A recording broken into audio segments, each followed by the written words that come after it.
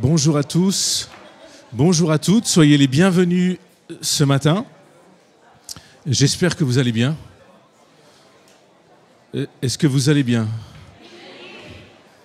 Certains sont stressés, il y a des projets, un petit peu. Ça va de ce côté-là? Vous avez bien roulé pour venir jusque-là? Ça roule bien le dimanche quand même. Hein, c'est agréable. Hein, j'ai même trouvé une place juste là à côté. Alors, ça ne concerne pas ceux qui nous suivent en ligne, hein, vous êtes bien chez vous. Mais voilà, en tout cas, on est heureux de se retrouver ce matin.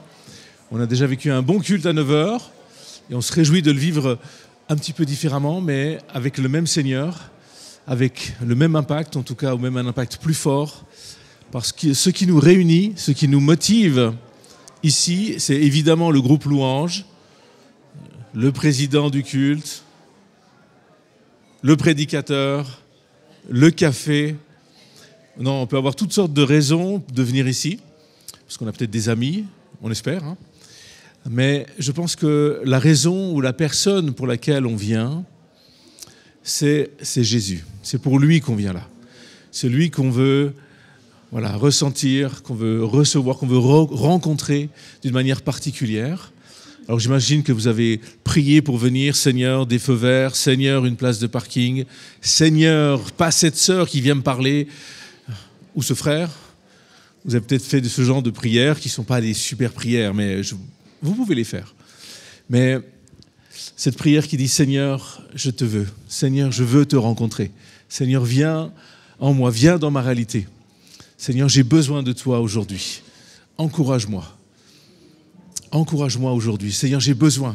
Ma semaine va être défiante. Ma semaine qui vient de passer était défiante. Seigneur, j'ai besoin de ta force. Et l'Église, en tout cas, ce lieu où nous nous rassemblons, c'est vraiment l'occasion de nous concentrer ensemble sur Jésus et de dire, mais Seigneur, je me tourne vers toi. Voilà, si vous êtes là aujourd'hui, faites l'effort et le choix de dire, Jésus, je veux te connaître, je veux te rejoindre. Il y aura quelques chants, vous connaissez le programme habituel, mais Seigneur, viens. Viens toucher mon cœur, viens parler à mon cœur. Viens me rejoindre dans ma réalité. Seigneur, j'ai besoin de toi. Avoir cette attitude de cœur, et puis en même temps de dire, Seigneur, tu es merveilleux. Hein, on arrive à faire les deux, l'un après l'autre, ou en même temps, peu importe. Je vais prier. Seigneur, merci pour ton accueil. Parce que toi, tu as hâte chaque fois qu'on s'approche de toi. Tu as hâte de nous voir, tu as hâte de nous entendre. Tu te réjouis, Seigneur, de nos prières. Tu te réjouis lorsque nos cœurs s'ouvrent. Tu te réjouis lorsque tu vois c'est ce désir en nous de ta présence. Seigneur, merci pour le privilège que nous avons d'avoir compris, d'avoir saisi un peu de qui tu es. Mais ce matin, permets-nous de saisir encore un peu plus de ta personne, de ta présence, de ce que tu veux faire. Et je prie que les mensonges ou les choses déformées dans nos vies te concernant, tu puisses les corriger, les redresser. Ta parole nous dit que tu es la vérité. Tu es la lumière du monde, celui qui éclaire, Seigneur. Il n'y a pas d'ombre en toi, il n'y a pas de ténèbres. Seigneur, c'est clair, Seigneur, c'est limpide. Et je prie pour que nous puissions saisir de nouvelles choses ce matin. Merci Jésus. Amen. Bonjour à tous, soyez bénis, soyez les bienvenus dans la maison du Seigneur. Est-ce que vous voulez bien vous lever pour servir et louer avec nous, pour ceux qui peuvent? Amen.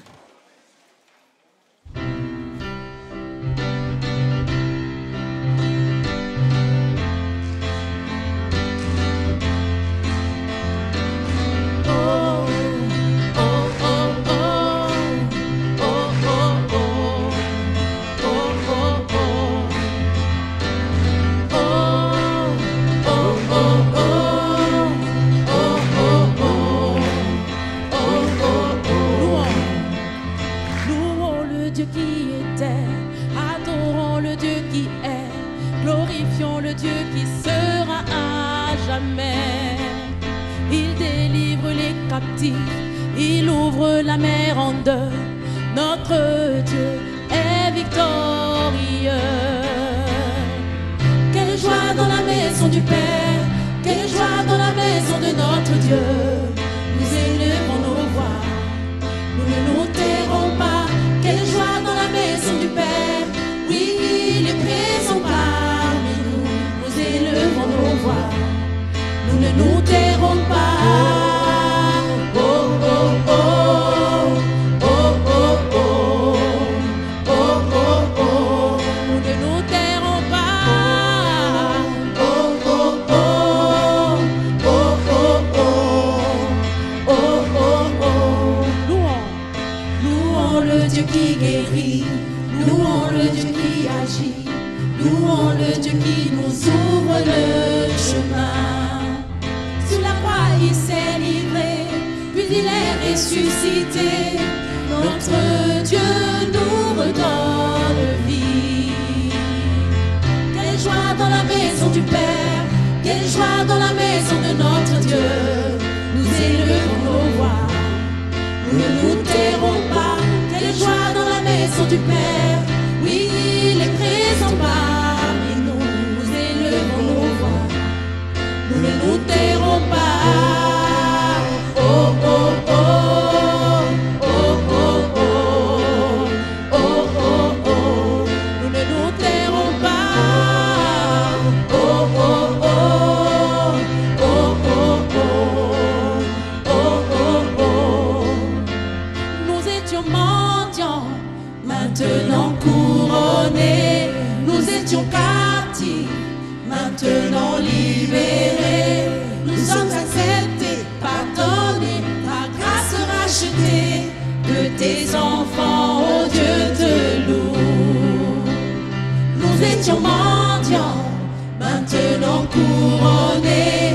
Nous étions captifs, maintenant libérés. Nous sommes acceptés, pardonnés, ta grâce rachetée. De tes enfants, oh Dieu te loue. Hey! Quelle joie dans la maison du Père, quelle joie dans la maison de notre Dieu. Nous élevons nos voix, nous ne nous tairons pas. Quelle joie dans la maison du Père, oui, il est présent parmi nous. Nous élevons nos voix, nous ne nous tairons pas. Quelle joie dans la maison du Père, quelle joie dans la maison de notre Dieu. Nous élevons nos voix, nous ne nous tairons pas. Quelle joie dans la maison du Père, oui, il est présent parmi nous. Nous élevons nos voix, nous ne nous tairons pas.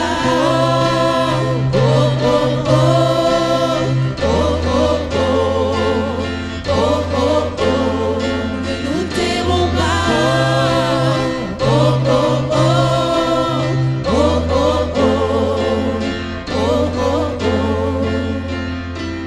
Tu es là, Seigneur. Tu es là, Seigneur. Tu es là, Seigneur. Tu es parmi nous. Tu es là, Seigneur. Nous t'accueillons. Tu es là, Seigneur. Reçois nos louanges. Tu es là, Seigneur. Oui, tu es là. Tu es là, Seigneur. Oh, nous t'adorons. Tu es là, Seigneur. Répands ton esprit.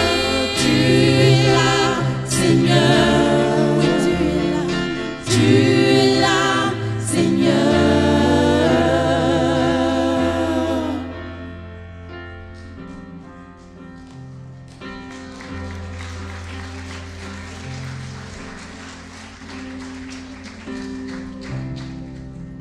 Oh, tu nous as précédés en ce lieu. Et nous venons devant toi, Seigneur, avec un cœur humble, tel que nous sommes. Nous voulons nous prosterner devant toi, Jésus, et t'apporter notre louange avec un cœur reconnaissant. Tu es là, présent parmi nous. Je t'adore, alléluia. Je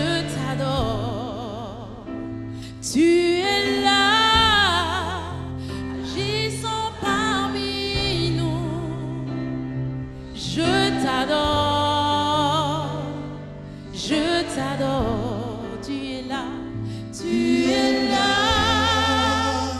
présent parmi nous. Je t'adore, Jésus, je t'adore. Tu es là, agissant parmi nous. Je t'adore, je t'adore. Tu ferais un chemin, tu ferais un chemin au Père des miracles. Tu tiens tes promesses, lumière dans les ténèbres, mon Dieu, c'est ce que tu es. Chantons-le, tu ferais un chemin, oh. Tu ferais un chemin au Père des miracles. Tu tiens tes promesses, lumière dans les ténèbres, mon Dieu, c'est ce que tu es.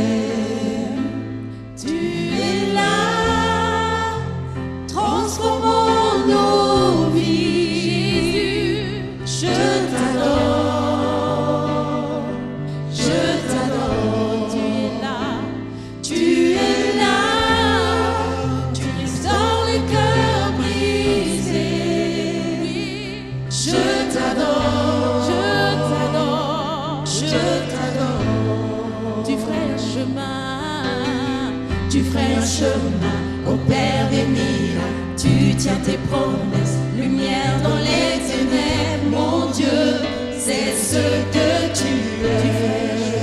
Tu ferais un chemin, tu ferais un chemin au Père des miracles. Tu tiens tes promesses, lumière dans les ténèbres, mon Dieu, c'est ce que tu es. Encore une fois, tu es là présent.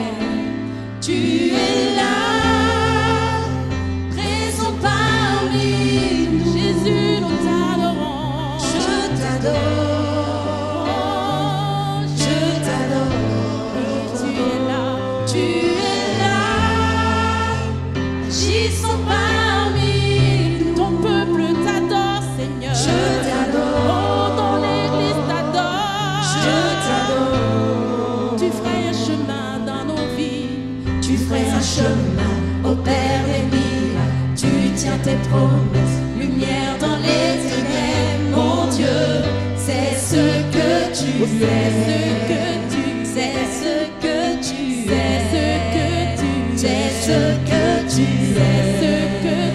C'est ce que tu es.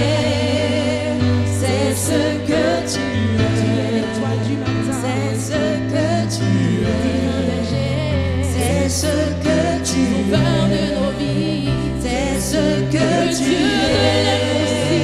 C'est ce que tu es. Celui qui fait des miracles. C'est ce que tu es. Pardonne les péchés.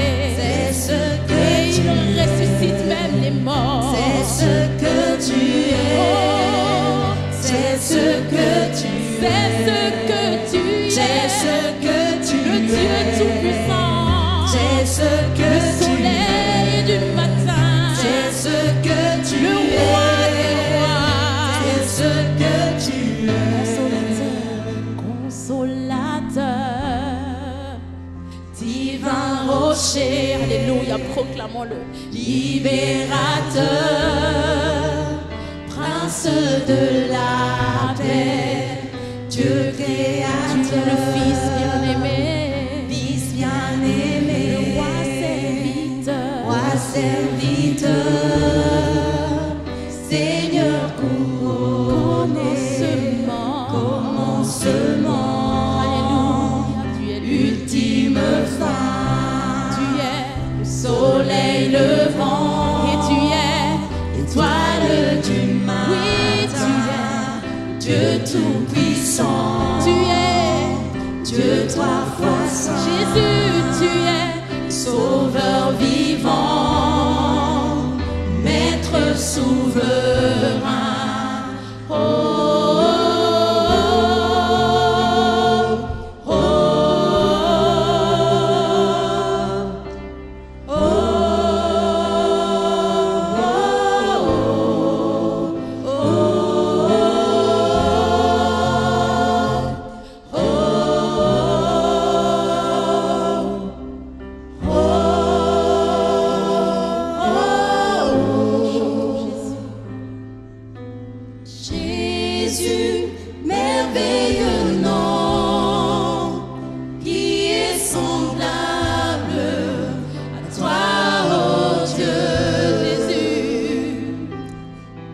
Jésus, ton précieux nom est digne d'hommage.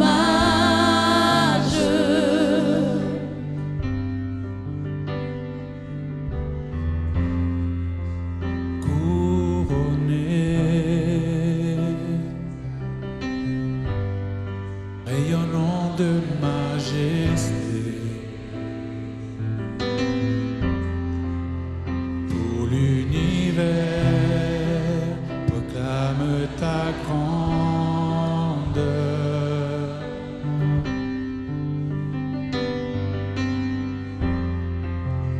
Glorifié par les anges prosternés. Tu es assis à la droite du Père.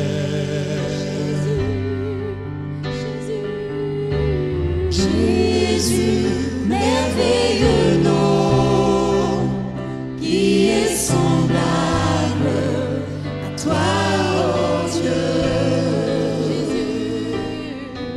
Jésus, ton précieux nom est digne d'hommage.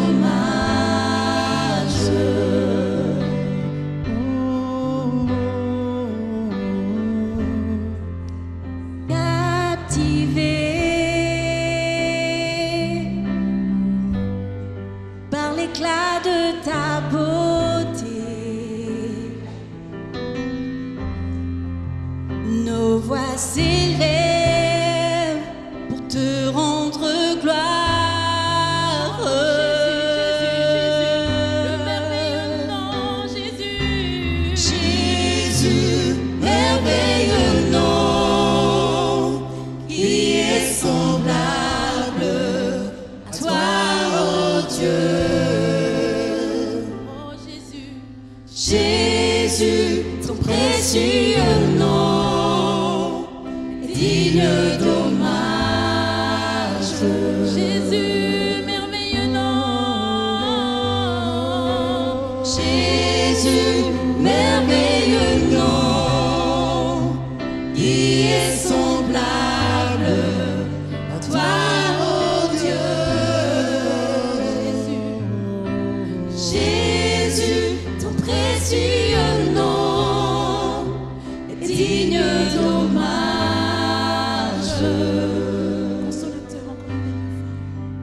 Consolateur, divin rocher, libérateur, prince de la paix, Dieu créateur, tu es le Fils bien-aimé, tu es roi serviteur, Seigneur couronné, tu es le commencement, ultime fin, le soleil levant, étoile du matin, Dieu tout-puissant, Dieu trois fois saint, tu es le sauveur vivant, l'être sauveur, tu es le consolateur, divin rocher, libérateur, prince de la paix, Dieu créateur, Fils bien-aimé, roi serviteur, Seigneur couronné, commencement,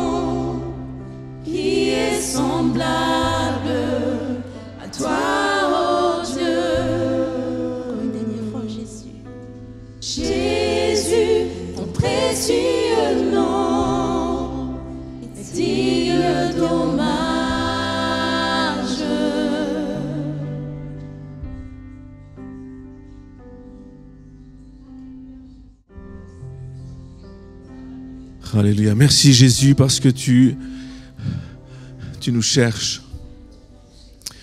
Tu es celui qui nous cherche. Il a lu dans le premier culte une parole de Agar qui a dû fuir, qui a été rejetée avec un fils plus ou moins illégitime. Et Dieu l'a rejoint, Dieu l'a vu. Et Jésus nous cherche, ou peut-être Jésus te cherche ce matin. Dans tes réalités, dans tes circonstances, dans le désert que tu peux traverser, dans lequel tu t'es mis, ou dans lequel les circonstances t'ont amené. Mais peu importe la raison pour laquelle tu te trouves dans cet endroit ou dans cet état, Jésus te voit. Ce Jésus, ce merveilleux Jésus, ce consolateur, ce nom au-dessus de tous les noms, ce Jésus te voit et il veut te rejoindre. Alors j'aimerais que tu te prépares. Moi, je vais faire quelques annonces là et on a la prédication du pasteur Timothée. Et après la prédication, il y aura un temps de prière. Et j'aimerais que tu te prépares. Prenez place si vous le désirez. Mais j'aimerais que tu te prépares à te laisser trouver par Jésus.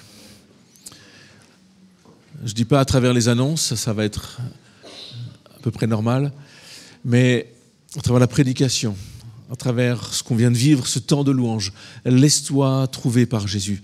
Dis à Jésus, mais je suis là, regarde, je sais que tu me vois, mais je te fais signe encore. Je te fais signe, je suis là. Je suis venu ce matin parce que j'ai besoin de toi. J'ai besoin que tu interviennes dans mes circonstances, dans mes limites, dans mes faiblesses. Amen. Good. Merci beaucoup à l'équipe Louange. On a quelqu'un d'autre aussi d'extraordinaire, pas exactement comme Jésus, mais pas loin, presque comme Jésus. Moi, je trouve qu'il aurait pu incarner Jésus dans une série de Chosen, par exemple. Et je fais pas référence à mon épouse, j'aurais pu, mais vu que parce que c'est une femme, malheureusement. Mais je fais référence évidemment au pasteur Timothée Mélé qui est avec nous, qui avait le plaisir d'être avec nous. Vous l'avez rencontré ou découvert peut-être la semaine dernière, il était présenté, mais il est là avec son épouse Phoebe. Et c'est lui qui nous apporte la parole et on se réjouit de l'entendre. Merci, Timothée.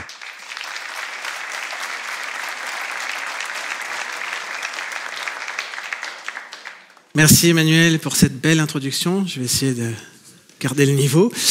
On est très heureux avec Phoebe d'être avec vous ce matin, de faire votre connaissance les uns et les autres. C'est vraiment une joie de pouvoir vivre ce culte avec vous et aussi pour moi maintenant de partager avec vous la parole de Dieu. Alors on y va ensemble. On va dans la Bible, même si vous ne voulez pas, de toute façon j'ai choisi de lire dans la Bible. Dans l'évangile de Matthieu, on va lire ce passage que je pense vous connaissez, cette histoire, ce texte, cette période de la vie du ministère de Jésus vers la fin de son ministère. Dans Matthieu 21, verset 12, nous lisons, et vous pouvez lire si vous avez votre Bible, je vous laisse quelques instants pour ouvrir les pages, et sinon ça s'affiche. Et nous lisons que Jésus entra dans le temple de Dieu et, patatras, il chassa tous ceux qui vendaient et qui achetaient dans le temple. Il renversa les tables des changeurs et les sièges des vendeurs de pigeons. Et il leur dit, il est écrit, ma maison sera appelée une maison de prière. Mais vous, vous en faites une caverne de voleurs. Alors pour rappeler quelques instants le contexte, juste avant, dans les versets qui précèdent, Jésus est entré à Jérusalem sur le dos d'un ânon, petit d'un âne, et il est accueilli sous les acclamations, l'ovation du peuple et les hosannas. À ce moment-là encore, Jésus est respecté, admiré, ça va changer après, mais il est accueilli comme, on peut presque le dire, un roi dans cette ville de Jérusalem. Et il se rend donc au temple à cette période de Pâques, je l'ai dit, et c'est la dernière Pâques pour Jésus. Et il se rend au temple, mais là quelque chose se passe quand il entre dans ce temple, on vient de le lire, et je l'ai dit de cette façon, il entre et l'atmosphère du temple a changé.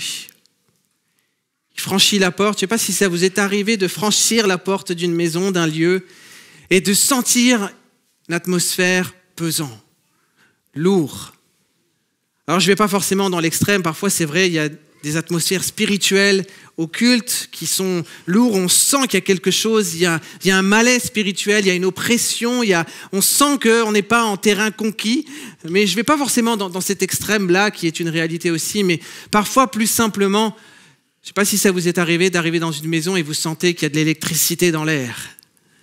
Vous arrivez et vous sentez que le couple qui vous accueille peut-être avec un grand sourire, eux ne se sourient pas du tout.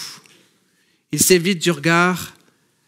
Peut-être les enfants sont là et peut-être quelqu'un vient de sécher ses larmes parce qu'il y a eu une dispute, il y a eu un cataclysme dans cette maison et on essaye de vous accueillir de la meilleure manière et là vous vous dites « aïe, je ferais peut-être mieux de partir » ou on est un peu mal à l'aise. Et c'est, entre guillemets, un peu de cette façon, Jésus entre dans le temple et l'atmosphère ne lui convient pas. Ce qui se passe, ce qui se vit ne va pas. Et Jésus réagit. Alors, on a déjà entendu Jésus parler dans les Écritures avec fermeté. Jésus a toujours été clair, direct dans ses propos. Mais de là à s'emporter physiquement de cette façon, il faut l'avouer que c'est assez inédit. On n'a pas l'habitude de voir Jésus renverser les tables, chasser les vendeurs dans ce temple. On pourrait se dire, mais n'y avait-il pas d'autres moments dans la vie de Jésus où une telle réaction aurait été peut-être plus ajustée, plus nécessaire? Par exemple, quand Jésus rencontrait des collecteurs d'impôts, certains auraient aimé que Jésus tape du poing sur la table et dénonce leurs faits, les faits qui étaient habituels. Peut-être que certains auraient apprécié Jésus renverser la table dans la maison des gens de mauvaise vie, en dénonçant leurs pratiques immorales. Non, Jésus s'est assis dans la maison des gens de mauvaise vie. Certains auraient peut-être apprécié et certains même imaginé que Jésus allait renverser les tables des Romains, qu'il allait arriver comme un conquérant dans Jérusalem et qu'il allait user de sa force comme un soldat, comme un militaire, pour dire à l'armée romaine « ça suffit ». Mais ça n'est pas arrivé. C'est dans ce temple, son temple, le temple de son Père, que Jésus réagit ainsi. Alors, il faut aussi dire que, pour expliquer un peu peut-être cet acte surprenant, que à la période de Pâques, ce n'était pas anormal que l'on vende des animaux. Là, il est question de pigeons parce que pour les pèlerins qui arrivaient à Jérusalem, vous les imaginez, ils ne pouvaient pas se trimballer avec leurs animaux. Donc, il y avait un service sur place qui leur permettait d'acheter ces animaux. Et puis, de façon logique, comme ils étaient étrangers, eh bien, il y avait des changeurs, comme ici, on change l'argent en Suisse. Et dans ce pays aussi, il fallait changer l'argent pour qu'ils puissent acheter, pour qu'ils puissent se pourvoir avec ces animaux, ces sacrifices. Donc en soi, ce n'était pas une pratique anormale. Ok. Mais en fait, Jésus ici dénonce quelque chose de particulier. D'abord, les exagérations dans ces pratiques par ces changeurs. Les abus, la manipulation, les vols, la tromperie. Ces changeurs qui appliquaient des taux de change exorbitants. Ils profitaient, ces hommes qui profitaient de cette occasion particulière, de ce besoin marqué pour abuser de la population.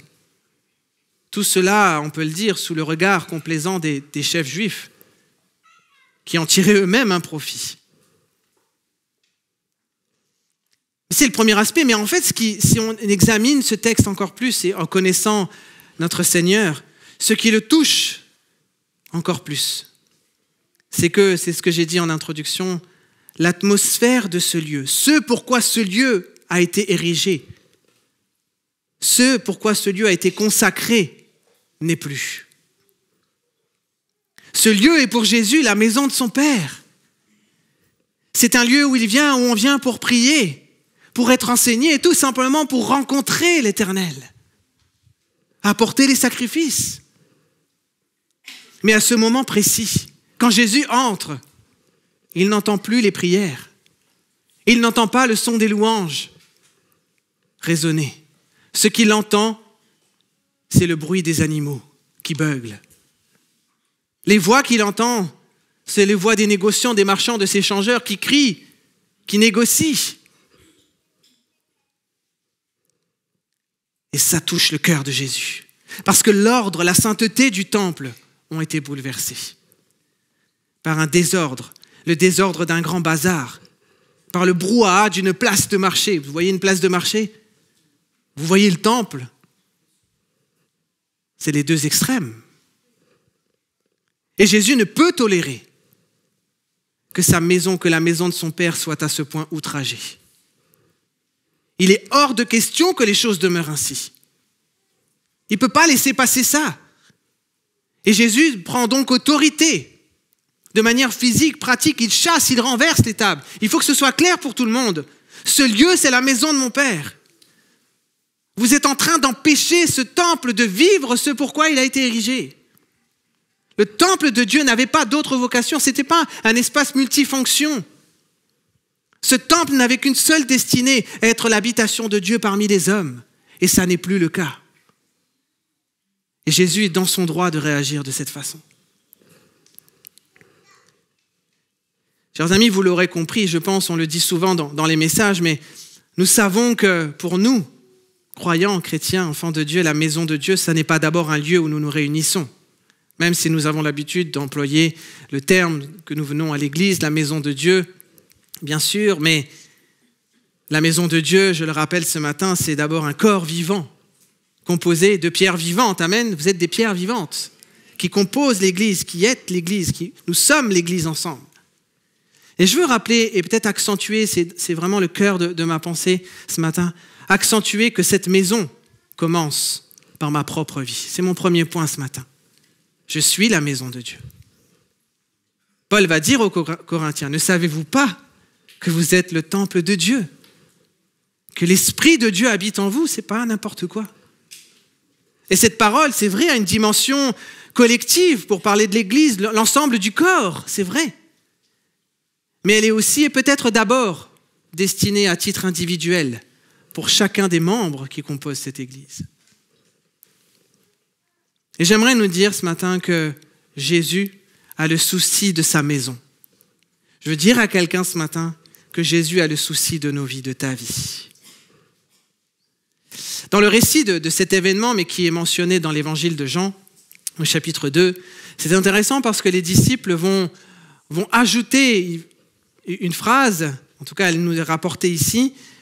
En voyant Jésus réagir de cette façon, il va être cité le psaume 69 qui dit que le zèle de ta maison me dévore. C'est ce qu'ils ont l'impression de vivre en voyant Jésus réagir de cette façon. Le zèle de Jésus pour nous est réel. Jésus a du zèle pour ta maison. Jésus a du zèle pour ta vie. Et Jésus nous l'a démontré puisque son zèle l'a poussé jusqu'à donner sa vie pour son Église, pour ta vie. Il n'a pas arrêté en milieu de chemin, il est allé jusqu'au bout, tant le zèle de sa maison l'a dévoré physiquement dans son corps. Et si Jésus exerce son autorité, il l'exerce en notre faveur, sans retenue, parce que nos vies, parce que ta vie n'ont pas d'autre destinée que d'être des temples pour Dieu. Tu étais peut-être destiné à autre chose dans ce monde. Peut-être que professionnellement, tu es destiné à autre chose, et il n'y a pas de souci. Mais dans ton âme, dans ton esprit, dans ta vie spirituelle, tu n'as pas plusieurs destinations possibles. Nous sommes le temple de Dieu. Permettez-moi aussi de préciser en parlant de ces maisons que, bien évidemment, je parle de nos vies, mais je veux aussi parler ce matin de nos familles, de nos maisons au sens un peu plus large, de ceux qui vivent, nos parents, nos frères, nos sœurs, nos enfants si nous en avons, mari et femme si nous sommes mariés. Et bien évidemment aussi, il n'est pas question, je veux que ce soit clair, de nous déresponsabiliser ce matin. En disant, Jésus, il a du zèle pour sa maison, donc il va s'occuper de moi. Non, c'est pas du tout ça. Bien au contraire. C'est de considérer combien nous devons nous aussi prendre soin du temple que Jésus a édifié en nous. Et j'attire donc notre attention ce matin sur le soin de notre maison, de notre vie, le soin de notre propre personne. Pourquoi ? Parce que si on est un minimum honnête entre nous, avec nous-mêmes, la réalité c'est qu'on a souvent vite fait de nous soucier de choses, de porter notre intérêt sur des aspects, sur des personnes, des situations qui sont en fait secondaires. Mais c'est plus simple. C'est plus pratique. Au risque, mais le risque, c'est de négliger des problématiques, des questions les plus intimes, les plus urgentes peut-être, j'ose dire les plus vitales, qui sont nos vies, nos maisons. Et ce comportement peut s'avérer dangereux pour ce temple, pour le temple que je suis. Et c'est vrai aussi, il faut l'avouer, c'est tellement plus facile de voir les problèmes des autres, de voir les anomalies chez le voisin, chez la voisine, que de vouloir traiter ou d'avoir le courage de s'occuper de nous. On manifeste parfois un zèle totalement louable, totalement bienveillant, mais à l'égard d'un frère, d'une sœur qui ne va pas bien, on le voit dans une situation, on la voit, et on est empressé de dire « il faut que je fasse quelque chose pour cette personne », et on va dégager du temps pour elle, pour lui. On prie pour cette personne, peut-être on va intercéder, on va jeûner, on va prendre du temps pour elle, on réclame même la prière de l'église pour cette personne. On va l'encourager, on va la conseiller, on va passer du temps, etc. Et c'est très bien de le faire. Oui, mais as-tu ce même zèle pour ta propre vie? Pour tes propres combats? Pour tes défaillances? Arrivons-nous encore à voir ce qui a besoin d'une intervention divine en nous-mêmes avant de le voir dans la vie des autres? Parfois, il faut le dire aussi, notre zèle sert à cacher un mal-être, à fuir une situation personnelle.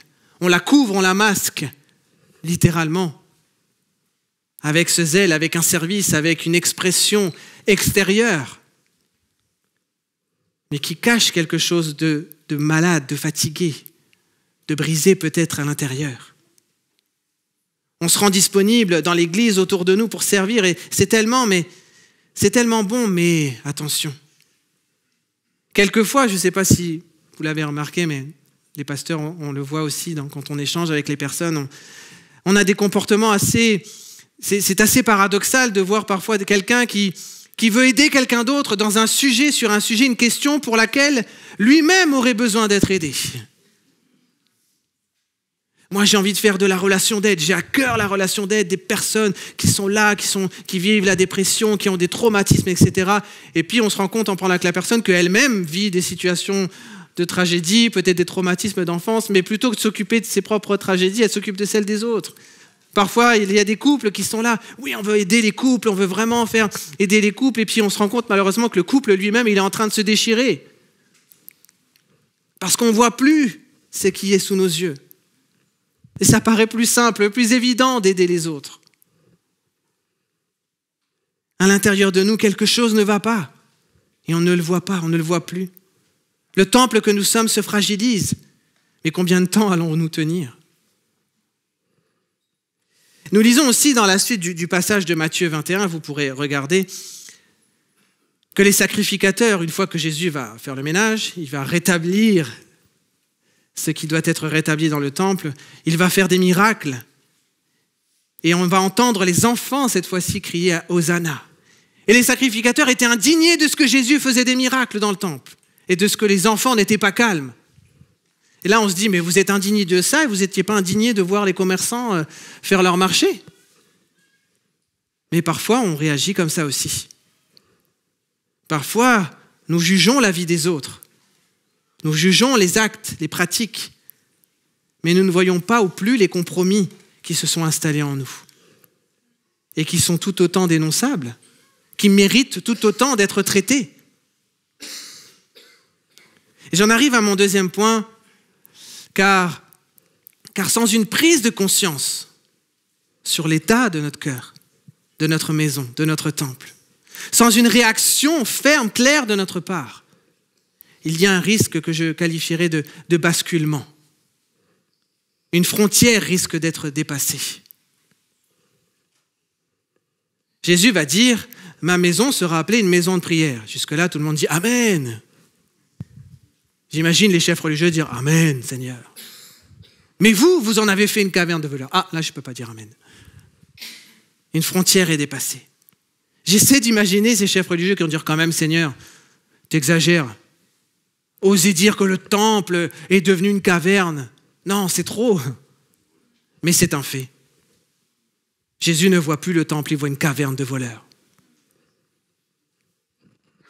Je ne sais pas comment vous imaginez une caverne de voleurs. Peut-être vous avez l'image des films d'Ali Baba ou d'Aladin qui cherche son génie. Je ne sais pas quelle image. Vous avez peut-être l'image d'une caverne qui rayonne, qui brille, il y a des trésors. On a envie de piocher dans un sac des pièces, des diamants, de voir des bijoux, de voir « Waouh, c'est magnifique !» Ce n'est pas du tout une image valorisante que Jésus emploie là, quand il parle de la caverne. Parce que les cavernes servaient de refuge à qui? Aux brigands, aux voleurs, qui pouvaient se réfugier, se protéger, espérer fuir la justice. Sans doute, oui, qu'ils pouvaient y entreposer leur prise, leur butin, et espérer se faire oublier. Mais cette caverne représente, et elle représente spirituellement, la tromperie, le vol, le mensonge, l'abus qui s'y installent. Autant d'attributs qui s'opposent à la fonction du temple, qui ne vont pas avec. Chers amis, nous devons avoir conscience encore ce matin que si la volonté de Dieu, de Jésus, est de faire de nos vies un temple, n'oublions pas que la volonté de notre adversaire, le diable, on le connaît, on ne devrait même pas le citer, mais on sait qui est notre adversaire, on n'en a qu'un seul. L'adversaire, le diable, sa volonté est bel et bien de faire de nos vies des cavernes de voleurs. Des lieux spirituels, des vies dans lesquelles nous utilisons aisément le mensonge, la manipulation, le chantage. Des lieux dans lesquels nous vivons la précarité spirituelle. Des lieux où plus rien ne nous appartient, où nous sommes à la merci du péché, de la convoitise, où on peut tout avoir un jour et tout perdre ensuite, où on vit l'illusion d'un bonheur, mais c'est tromperie parce que l'adversaire est là pour voler, pour détruire. L'adversaire, mes amis, ayons bien conscience ce matin de cela, n'a pas d'autre objectif que de faire taire les louanges, les prières qui sont en nous, pour y installer d'autres bruits, d'autres voix, d'autres sons, d'autres paroles qui submergeront notre âme et notre esprit. L'adversaire cherche à couvrir la voix du Saint-Esprit qui nous enseigne. Il cherche à couvrir la voix de la parole de Dieu pour que nous ne l'entendions plus. L'adversaire veut tout simplement mettre le désordre, le chaos dans une vie qui a pourtant été consacrée à Dieu. Alors prenons garde, car nos maisons sont l'objet des convoitises du diable, qui est un voleur. Et il ne devrait pas pouvoir y entrer, moins encore s'y réfugier et y demeurer. Mes frères et sœurs, j'aimerais aussi dire par là, ne nous cachons pas dans nos maisons. Ne faisons pas de ces lieux, de ces vies, de ces temps, des lieux de complaisance à des habitudes, à des actes qui ne devraient jamais ou plus jamais trouver leur refuge dans un lieu comme celui-ci. Ce qui est devenu la normalité ne doit plus l'être. Parfois, c'est des choses toutes simples, un petit laisser-aller, un petit compromis, on a un peu lâché prise. Mais prenons garde parce que l'adversaire est très subtil, il prend la place petit à petit. Combien de fois, peut-être de personnes parmi nous ce matin auront la pensée de dire « Oui, mais moi je me sens perdu là dans ma vie, dans ma maison. C'est comme si j'ai perdu le contrôle là de mon environnement, de ma vie spirituelle, de mes choix, de mon environnement familial, etc. J'arrive plus à y voir clair. Il y a plus d'ordre, il y a plus de clarté. J'arrive plus à marcher droitement. C'est le désordre. Ma vie, c'est une véritable place de marché. Combien de familles, malheureusement, vivent avec l'apparence de la famille modèle?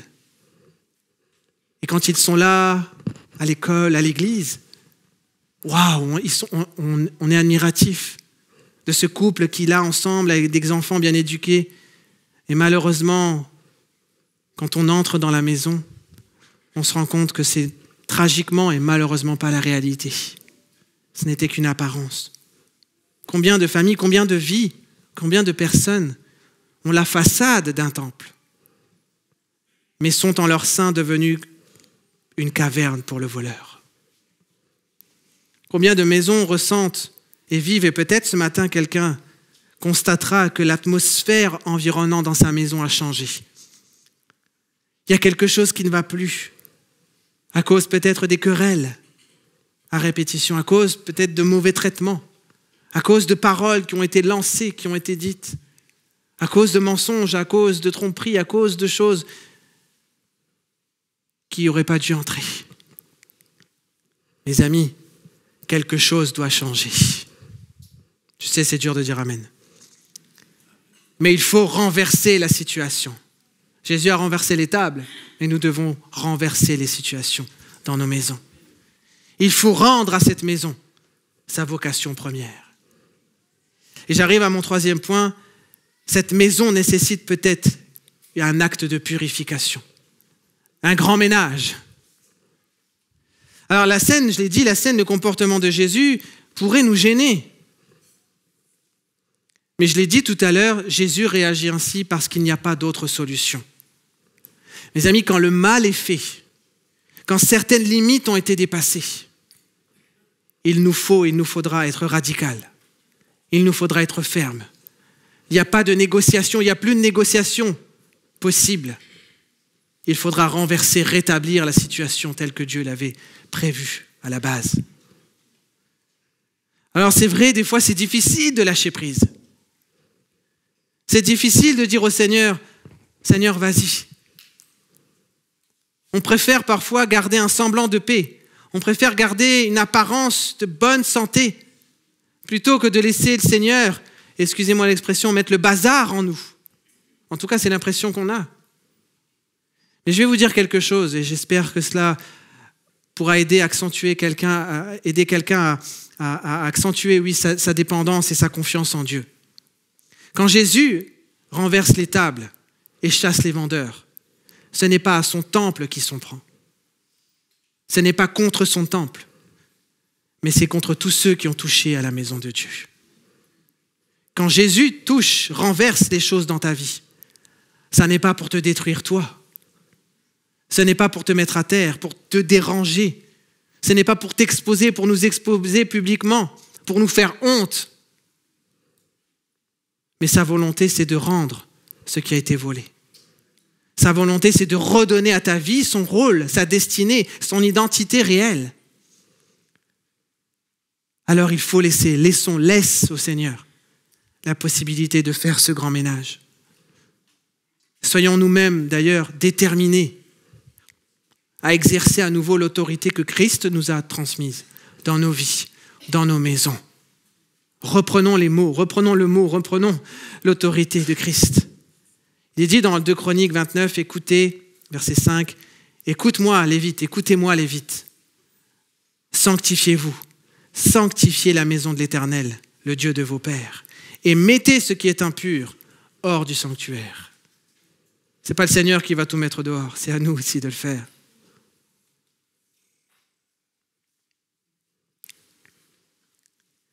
Et j'en arrive à mon dernier point parce que je crois que c'est notre volonté. En tout cas, je pense que sur ça, on va tous dire amen. La volonté du Seigneur et notre volonté en tant qu'Église ce matin est de donner ou rendre à nos vies, à nos maisons, leur vocation unique et de dire avec fermeté, ma maison sera appelée une maison de prière. Amen. C'est le prophète Ésaïe qui va dire ça. Vous savez, on a beaucoup trop limité ce verset à nos réunions de prière. Quand on dit « notre maison sera pleine de prière », alors on prie ensemble le mardi, le jeudi, je ne sais pas quels sont vos horaires parfois, mais on ne peut pas limiter ce verset à cela. Cette parole s'adresse premièrement à ma vie. Elle s'adresse pour moi. Nous devons participer à rendre à nos maisons leur disposition première. L'équipe de louange pourra déjà s'approcher, s'il vous plaît, il me reste encore un peu, mais le pianiste peut déjà venir. Nous devons, écoutez-moi bien, nous devons repositionner les bases qui font ou qui feront de nos maisons les temples de Dieu. Ce lieu cet environnement où Dieu est le premier, où Dieu est honoré, où le Seigneur est adoré, ce lieu où réside la vérité, la sainteté, la sanctification, ce lieu où le nom de l'Éternel est invoqué sans compromission, sans qu'il soit mentionné parmi d'autres noms. C'est le seul nom que nous invoquons dans nos maisons. Je veux que ma maison soit un lieu sécurisé, un lieu saint, un lieu consacré, un lieu de protection, un lieu de refuge, non pour le voleur, mais un lieu de refuge pour ma vie, pour tous ceux qui vivent, qui habitent avec moi, qui traversent ce lieu.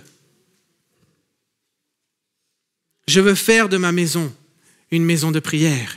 Et peut-être que ce matin, pour quelqu'un, commencer par dire « je veux faire de ma maison une maison de prière », c'est commencer par prier pour ta maison. Peut-être que tu as arrêté de prier à cause du découragement, à cause des épreuves, à cause des oppositions, à cause du chantage qu'on t'a fait. Peut-être c'est difficile de vivre ta foi dans ta maison. Peut-être que tu as commencé, on a été dilué par l'espace environnant autour de nous. On s'est laissé influencer alors que c'était à nous d'influencer notre maison. Et peut-être que quelqu'un ce matin doit reprendre l'autorité dans la prière pour sa maison, pour ton couple, pour ton conjoint, un conjoint peut-être qui n'est pas au Seigneur, qui n'est plus, qui a laissé la main du Seigneur, pour tes enfants, pour quelqu'un, pour ton entourage. Je veux que dans ma maison, la prière que je fais monter, que nous faisons monter, n'est pas faite par hypocrisie, comme ces chefs religieux. Non par habitude simplement, parce que c'est l'heure du repas, il faut bien prier. Hein. Non. Ou pour se donner bonne conscience. J'ai fait ma petite prière du jour, c'est bon. C'est pas ça, une maison de prière. Je ne veux pas non plus faire de ma maison un lieu de prière uniquement lorsque les occasions sont désespérées. Lorsque je n'ai plus d'autre option, alors je prie. Ça n'est pas ça la maison de prière. Je veux que ma maison soit en communion permanente avec le Seigneur. Que ma prière ne soit pas juste un moment dans la journée, mais que ce soit un état de cœur, dans ma bouche, dans mon langage, que ce soit le reflet de ma relation avec Jésus qui transparaisse. Je veux que ma maison soit en communion avec l'Éternel qui habite au milieu de nous et que nous traversions ensemble les saisons, les événements de la vie. Ma maison de prière est une maison tournée vers l'Éternel, pour l'Éternel. L'atmosphère n'est pas celui d'une place de marché, mais d'un temple saint, mis à part pour le Seigneur. Ma maison je ne veux pas qu'elle soit un lieu d'apparence, mais que la joie, la paix, la vie qui émane de ce lieu soit réelle et découle de cette relation avec mon Père, découle de cette intimité, de cette restauration, de cette guérison que j'ai vécue, découle du salut que j'ai acquis en Jésus-Christ. Je vais terminer maintenant et j'aimerais qu'on puisse entrer dans un temps de prière et un temps d'appel, un temps de réaction, un temps de réponse aussi au Seigneur ce matin. Parce que je le crois, quelqu'un devra prendre une position, une disposition nouvelle aujourd'hui.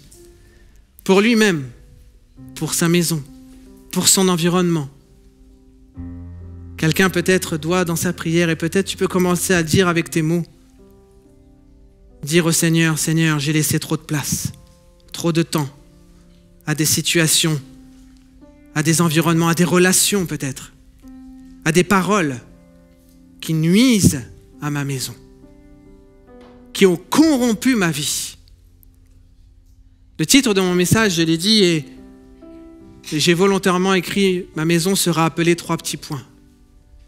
Parce que j'ai conscience ce matin, et peut-être l'avez-vous aussi, que pour certains, c'est difficile de dire que ma maison est appelée une maison de prière.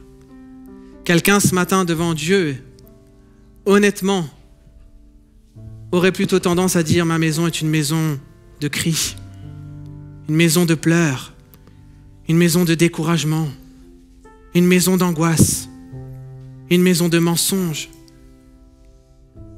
une maison de deuil. » Il y a des personnes parfois qui connaissent, qui vivent un deuil et ils n'arrivent pas à sortir de cela. quelqu'un est décédé, parfois c'est un enfant qui est parti, peut-être quelqu'un a connu un drame jusque dans son corps, quelque chose est mort, peut-être c'est un projet qui est mort, un projet professionnel, une carrière que vous aviez, un rêve que vous avez, et cette chose-là est morte, c'est plus, et vous restez dans cet état de tombeau. L'atmosphère qui règne dans votre vie, dans ma vie, n'est pas bon. Peut-être est-il malsain. Et quelqu'un aura du mal à dire si ce matin sa maison ressemble plus au temple en l'honneur de l'Éternel ou ressemble plutôt à une caverne dans laquelle le voleur entre et sort comme il veut. Quelqu'un devra peut-être avoir le courage, la force, la foi de dire « Seigneur, viens mettre de l'ordre dans ma vie. Aide-moi, je veux faire ce qui est possible, mais tu t'occuperas de l'impossible dans ma vie. Je vais prendre des décisions en sortant de ce culte pour ma vie, pour ma maison. Mais Seigneur, je sais que tu viens avec moi mettre de l'ordre dans ma maison. » Bouscule les tables des marchands. Bouscule, fais tomber les autels de ma vie, dans ma maison. Lave-moi. Quelqu'un devra dire ce matin, purifie ma vie ce matin de la mauvaise odeur du péché. Et nous devons sans résistance, et je vais le dire avec assurance même, détermination, affirmer et affirmer ensemble. À présent, aujourd'hui, ma maison est et sera appelée une maison de prière. Est-ce qu'on peut se lever ensemble, mes frères et sœurs, tous nous lever? Et on va se laisser conduire dans ce temps de prière maintenant, un temps de chant. L'équipe de louange va chanter. Mais c'est un rendez-vous qu'on doit prendre avec le Seigneur maintenant. Quelqu'un ce matin, peut-être plusieurs, peut-être il y a de la résistance dans ton cœur. Mais ce matin, tu dois faire un acte de foi, un acte réel et de dire « Seigneur, je veux que ma maison ressemble, soit le temple de l'Esprit de Dieu. Je ne veux plus que ma maison soit la caverne dans laquelle le voleur, le destructeur agit librement. Je ne veux plus laisser de place à l'ennemi pour prendre autorité dans ma vie. Je veux reprendre, quelqu'un doit dire ce matin, je veux reprendre l'autorité. J'ai dit beaucoup trop souvent oui à des choses que j'aurais dû dire non. Et je veux dire oui au Seigneur ce matin. Est-ce qu'on peut rester en prière maintenant? Et j'aimerais vous inviter simplement, si quelqu'un a besoin de prière, quelqu'un a besoin de prendre position, de prendre une victoire, de vous approcher ce matin. Quelle que soit votre fonction dans l'église, quel que soit vos titres, quel que soit votre âge dans la foi, quelle que soit votre expérience de vie spirituelle. Parfois, on vit avec des choses depuis des années. On s'occupe des choses. Il y a des gens qui sont d'une empathie extraordinaire dans ce lieu. J'en suis sûr, je le sais, qui s'occupent des autres avec tellement d'amour, de bienveillance. Mais ce matin, c'est pour toi que tu dois venir. C'est pour toi que tu dois prier. C'est pour toi que tu dois prendre position. Alors on va prendre ce chant et on reste tous en prière. On ne regarde pas qui s'approche pas. Occupons-nous de notre vie personnelle. Et si tu sens que le Seigneur t'appelle, approche-toi maintenant. Et on va prier pour toi. Les équipes de prière sont là. On va poser les mains, on va prendre position dans le nom de Jésus. Alléluia. Commençons à prier. Allez-y, vous pouvez chanter. Alléluia, Seigneur Jésus. Prenons position. Prochez-vous bien, s'il vous plaît, sur le devant. Merci. Alléluia. Réfléchissez aussi pourquoi vous venez devant le Seigneur. Réfléchissez à ce que vous allez déposer maintenant devant le Seigneur.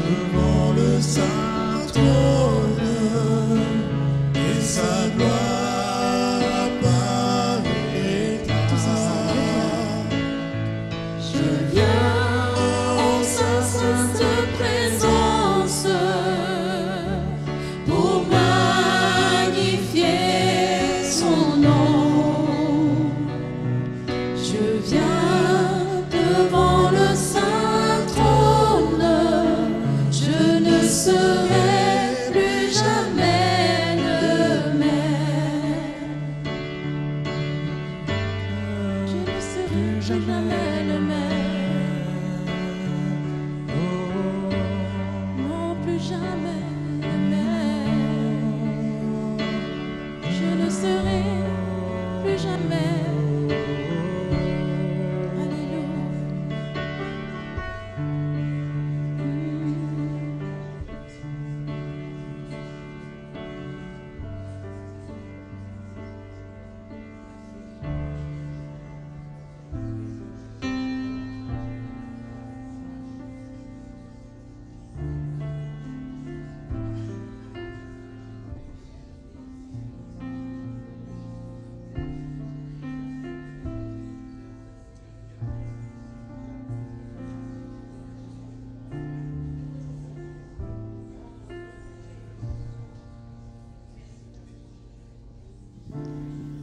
Alors, Dieu m'a chargé de vous transmettre une parole.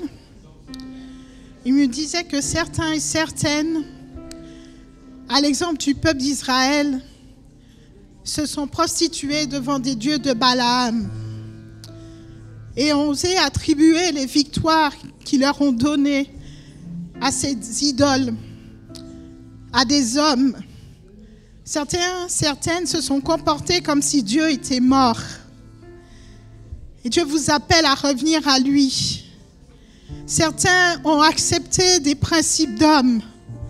Certains ont accepté de se soumettre à tout ce qui venait en opposition à la parole de Dieu, à ce que Jésus nous a transmis, à l'exemple que Jésus est pour nous. Certains ont refusé de se soumettre à la parole pour se soumettre à d'autres autorités qui ne sont pas celles de Dieu. Et Dieu nous appelle aujourd'hui à revenir à lui, à nous soumettre à son autorité, à sa parole, à ses principes. Il nous rappelle qu'il est vivant. Il nous rappelle qu'il règne dans les cieux et sur la terre. Il nous rappelle de ne pas trembler devant nos situations, devant nos circonstances, devant les hommes, devant la peur. Il nous rappelle qu'il est Dieu. Il nous rappelle qu'il est celui qui a le dernier mot et qui aura toujours le dernier mot. Le cœur du Père est triste parce qu'il dit que vous faites comme s'il était mort alors qu'il est vivant au siècle des siècles. Il vous demande de revenir à lui. Il vous demande de vous soumettre à son autorité et à sa parole.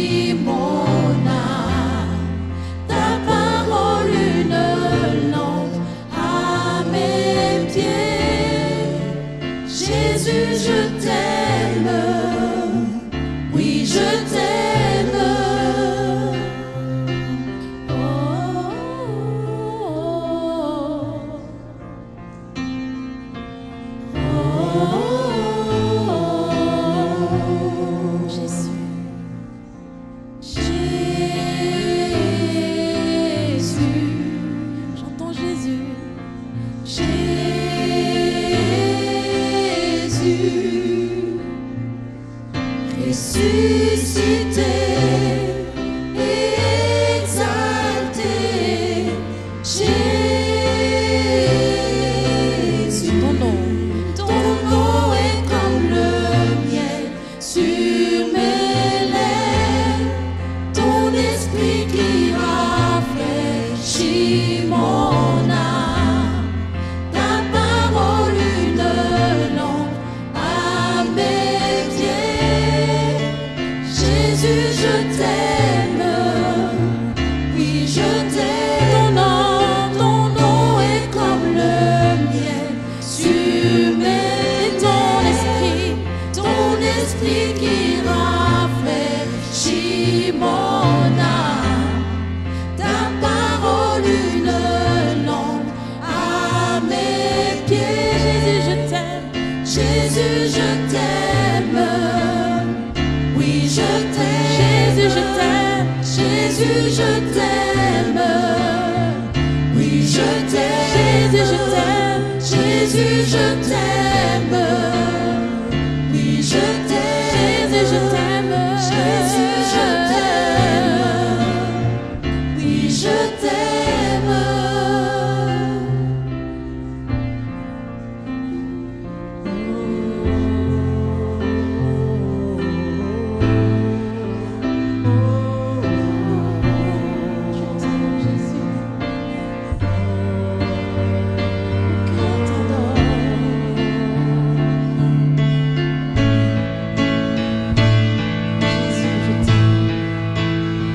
Jésus, je t'aime.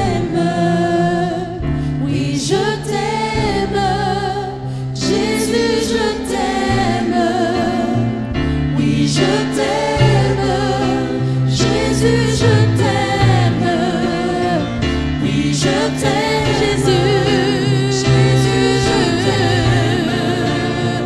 Oui, je t'aime. Jésus, je t'aime. Jésus, je t'aime. Oui, je t'aime. Jésus, je t'aime. Jésus, je t'aime.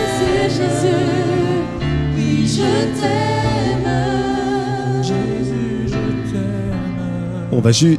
On va écouter le témoignage de quelqu'un qui a eu une guérison divine il y a moins de 1 mois. Oui, voilà. Donc, j'avais une forte douleur à la cheville droite. J'arrivais pas à marcher et j'avais des douleurs. Mais malgré ça, je venais à la prière du matin, 6h45. Et on a prié pour moi ce matin. Et normalement, on devait me faire une infiltration. Du coup, la douleur, elle est partie. Et Dieu est grand et divin. C'est notre force. Voilà. Merci Seigneur Jésus pour toutes les guérisons que tu fais dans ton Église. On va continuer à rester devant pour la prière. Si tu as aussi besoin de guérison physique, tu peux venir sans autre. On est là aussi pour prier pour toi. Voilà, sois béni. Amen. Voilà, donc si vous avez aussi un souci de santé, même tout à l'heure, il y a les conseillers de prière qui sont toujours disponibles pour prier avec vous. Si vous voulez, à l'issue du culte, partager un sujet de santé physique, mais aussi intérieure, d'une difficulté, n'hésitez pas. On va clore notre culte maintenant. Je crois qu'on a vécu des belles choses. Je crois qu'on a rencontré ce Jésus. J'espère que vous l'avez aussi capté. Vous vous êtes approché de lui, comme cette femme qui a touché son vêtement et qui a été guérie. J'espère que ce matin, vous avez pu toucher un petit peu Jésus. Vous pouvez aussi faire des câlins. Enfin, on peut aller, il y a tas d'images. On peut monter sur le genou du Père. Ça, c'est dans Ésaïe. Enfin, vous prenez l'image qui vous convient. Si c'est juste toucher, pas trop loin de Jésus, je l'ai touché, ça suffit. Ou je suis très très proche de lui. Peu importe. Il est là, il est fidèle. Je crois que je l'ai déjà dit, mais je le redis, il vous aime.